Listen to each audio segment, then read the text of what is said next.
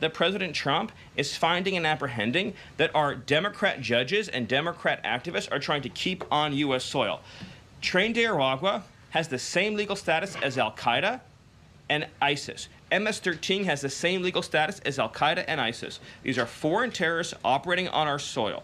And our gratitude to El Salvador for agreeing to take custody of these terrorists is immense. With respect to the case that you mentioned, there's now even been more evidence that has been made public of this person's violent, repeated threats and assaults against his spouse, someone who had repeated, documented human trafficking and human smuggling offenses, somebody that has extensively documented membership in MS-13, a terrorist organization, and of course he had MS-13 tattooed on his knuckles. This is a person that was a clear and present danger to the safety of the American people. And it is a sad reflection on the state of our media and many of the outlets represented in this room that you obsessively try to shill for this MS-13 terrorist. Well, no coverage occurred in your papers about any of the Americans that were raped and tortured and murdered by the illegals that Biden was importing into our country. You know, you talk about due process. The Biden administration made the decision to give extensive due process to 2 Tren de Aragua terrorists that were apprehended at the border just a couple years ago. They were 2 gentlemen. They were from Venezuela. They were members of Tren de Aragua. The Biden administration and Border Patrol apprehended them and made the decision to provide them with extensive due process, put them onto a program known as supervised release, and put them on ankle monitors so that they could go through a lengthy legal, judicial determination as to whether these legal aliens who had just set foot on U.S. soil might want to live in the United States for the rest of their lives.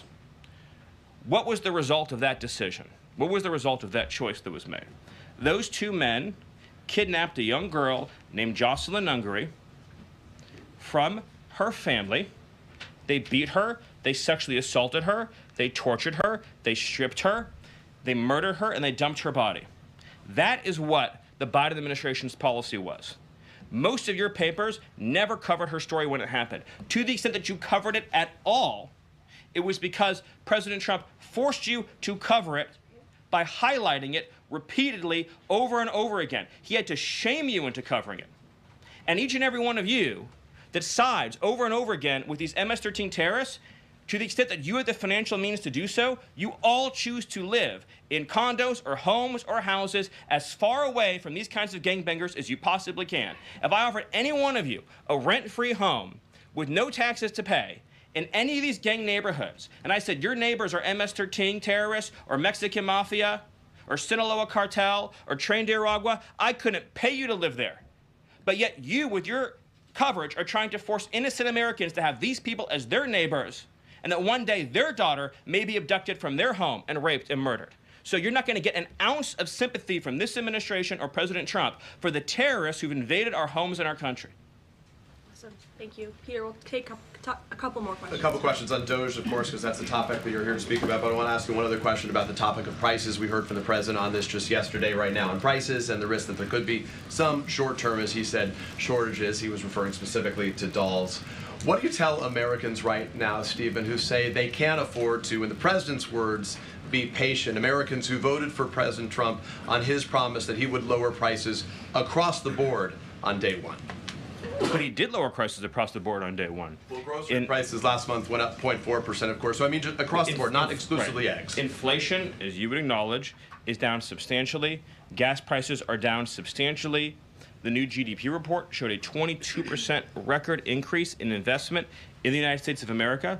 So all of the, and don't even, egg prices, of course, which was all you guys talked about for a few days, I think are down like 80%. The reality is that we can either surrender economically to China, or we can reclaim and reshore our manufacturing base and our industrial needs. And it's not just China. In the event of any national emergency, this is the president's first duty as commander-in-chief. In the event of any national emergency, we cannot be reliant on foreign countries for steel, aluminum, energy, technology, any of the essential components that we need to keep this country running.